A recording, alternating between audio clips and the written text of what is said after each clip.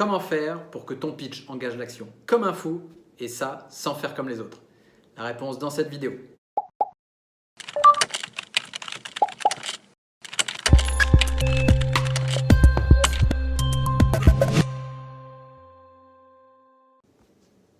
Salut à toi qui me rejoins pour cette vidéo. Alors, si tu me connais, tu sais que j'accompagne des entrepreneurs depuis 2011 vers la voie du succès et l'un de mes rôles notamment est de les aider à se bâtir un pitch, une présentation brillante et impactante pour optimiser leurs résultats, pour améliorer et augmenter leurs résultats.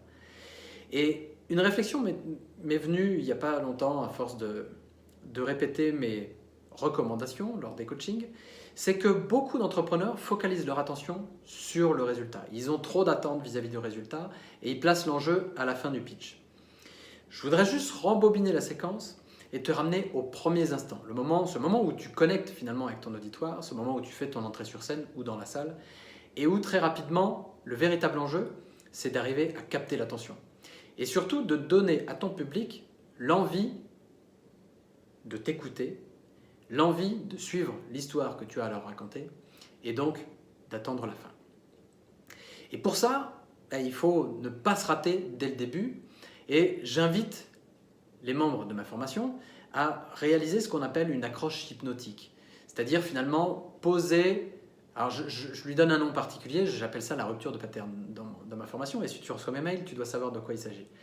Et ce moment il est tellement important parce que c'est le moment où tu mets un point d'interrogation dans la tête de ton auditoire et où tu le laisses finalement en place.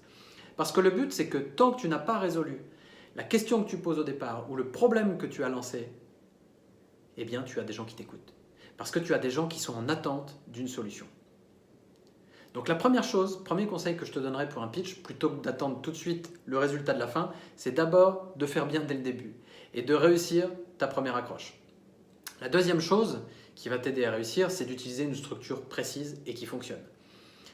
C'est-à-dire qu'il y a des informations importantes à livrer, des étapes par lesquelles tu es obligé de passer, d'une certaine façon, d'un certain ordre, et notamment, et ce serait le troisième conseil, de ne pas oublier de terminer par un appel à l'action. Celui qui va engager ton auditoire vers ce que tu lui demandes. Que ce soit pour une levée de fonds, que ce soit pour engager une commande ou obtenir des recommandations, si tu n'exprimes pas de demande, alors n'attends rien de ton public.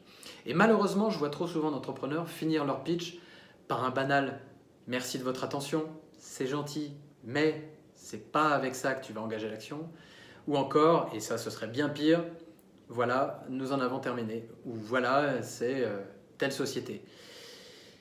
Comme si on laissait une signature en bas d'un document, tu vois.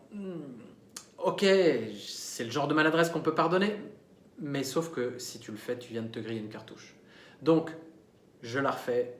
Première chose, une accroche qui scotche et qui permet de capter l'attention et donner l'envie à ton auditoire de t'écouter jusqu'à la fin. La deuxième, d'avoir une structure précise à suivre. Une structure dont tu seras capable de te souvenir et qui comportera toutes les étapes importantes pour n'oublier aucune information. C'est en faisant ça que tu permettras d'engager l'action et de faire ton appel à l'action en fin de pitch. Et là, si tu fais ça, tu as des chances d'obtenir des résultats. Alors, si tu veux être sûr de faire ça dans le bon ordre et en savoir un peu plus, eh bien, abonne-toi à cette chaîne et télécharge les ressources gratuites qui sont à ta disposition. Et je te dis à très vite pour de nouveaux conseils. Ciao!